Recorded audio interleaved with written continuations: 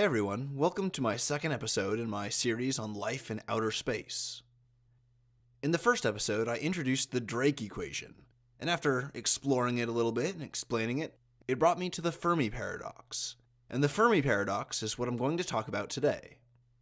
It's an apparent paradox in the observed nature of the galaxy, and the mathematical probabilities behind alien life. The general idea is that, due to the sheer scale of the galaxy, there are billions of sun-like stars that potentially have Earth-like planets in their orbit.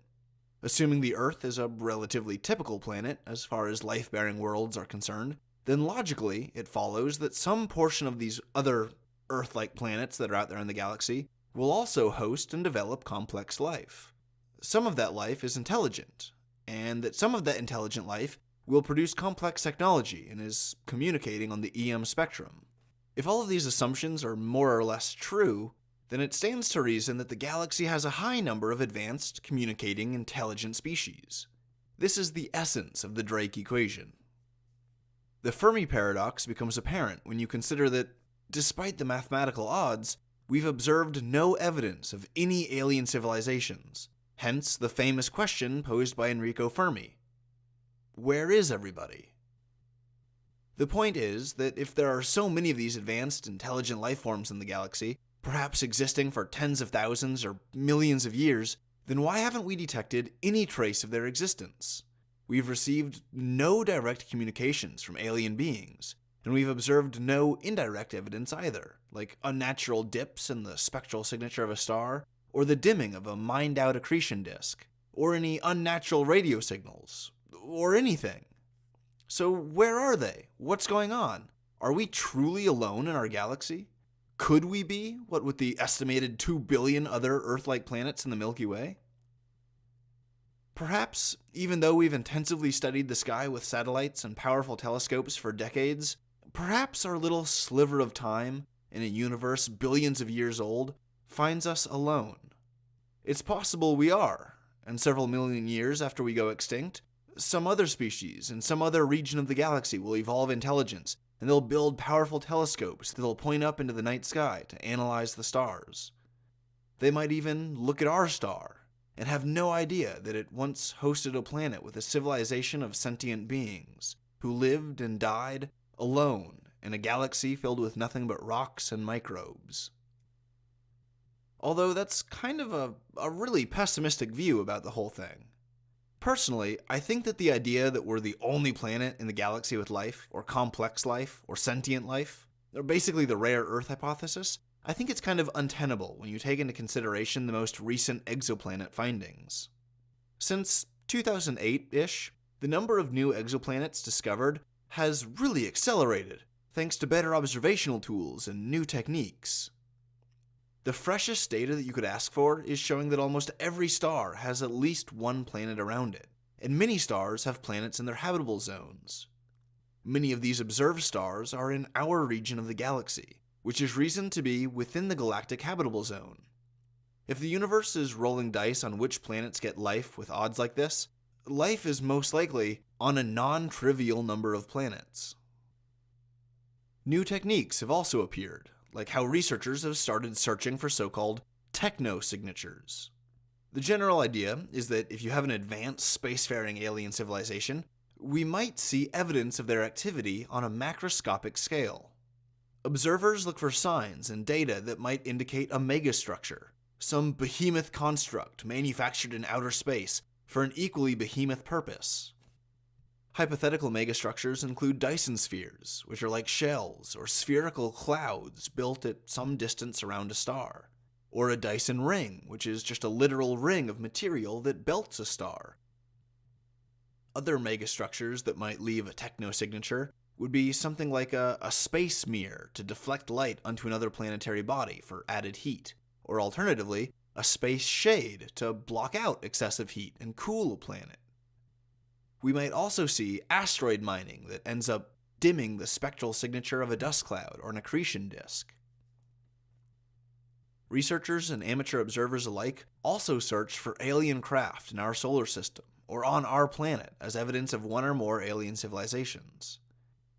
These potential alien ships might include self-replicating probes, or an observation craft in a dark orbit somewhere in the solar system that's watching us, or some kind of vehicle occupied by alien beings.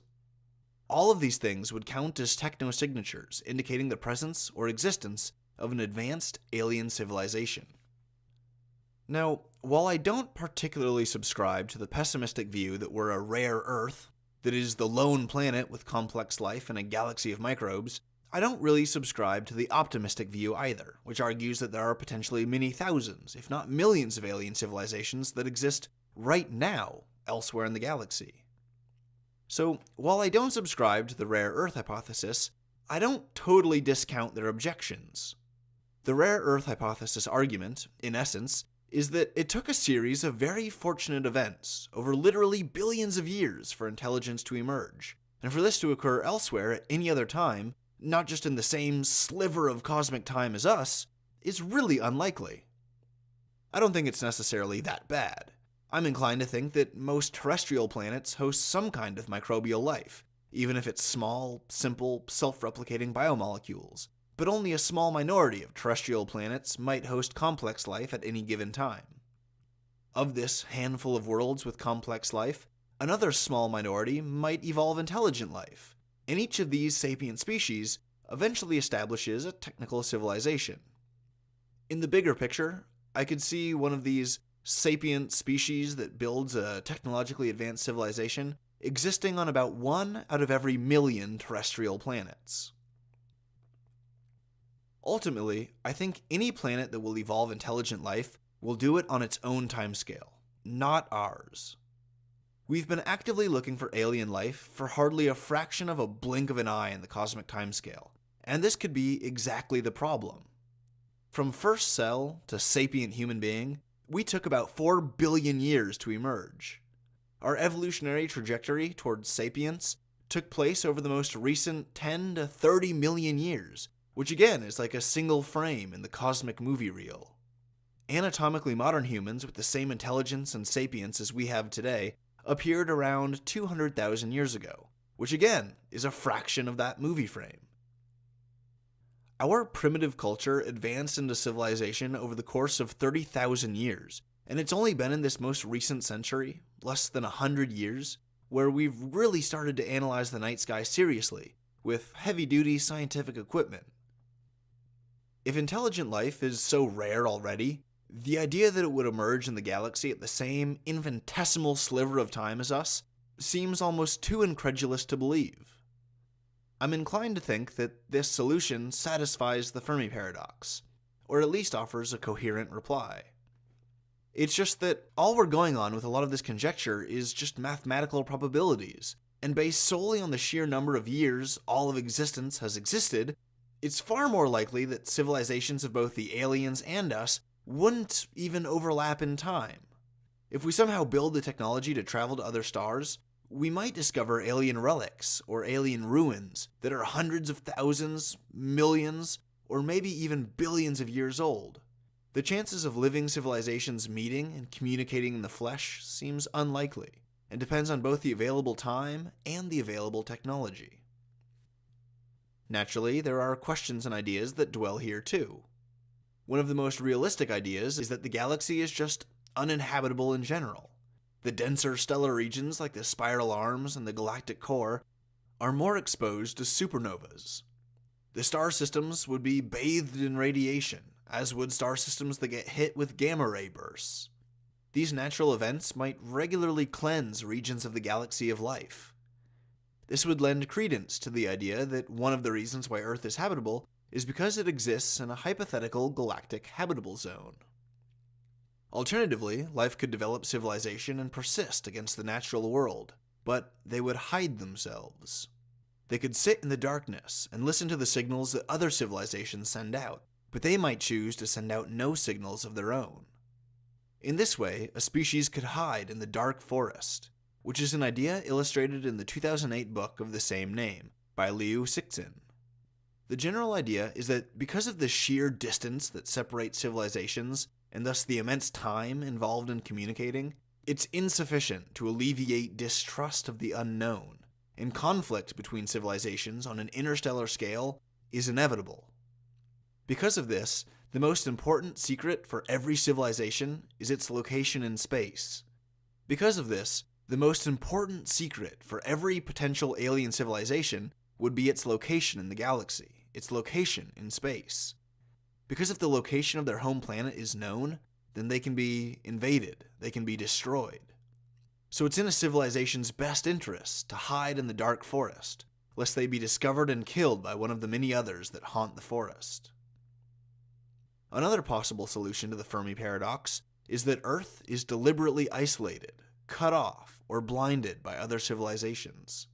There's a lot of conjecture that, in my opinion, I kind of think that it spirals away into the entirely unrealistic and the wildly imaginative. But some people might argue that the reason we don't see any life is because aliens do exist, they know we're here, but they've contained the Earth in some kind of simulation. And for whatever reason, they think we're immature or not responsible enough to handle our technology, and we'll only be able to come out and access the rest of the actual galaxy with all of its actual denizens once we evolve some kind of higher collective social maturity or responsibility. Although based on the data we do have, based on our own civilization and our own human nature, perhaps what's most likely is that intelligent life is more inclined to destroy itself in violence than it is to establish a permanent interplanetary colony with viable gene pools. But what if some of the sentient species that emerge in a galaxy are able to establish a kind of civilizational permanence, like a society existing on multiple planets in one or more star systems, or a society confined inside of a massive spacecraft that travels through deep space? These civilizations could be said to have immortalized themselves, to have overcome the great filter that wipes out all other alien civilizations, and integrated themselves perfectly into a planetary and interstellar ecology. The Great Filter is a very real concept that our civilization is struggling with right now, but I'll explore this more in the next episode.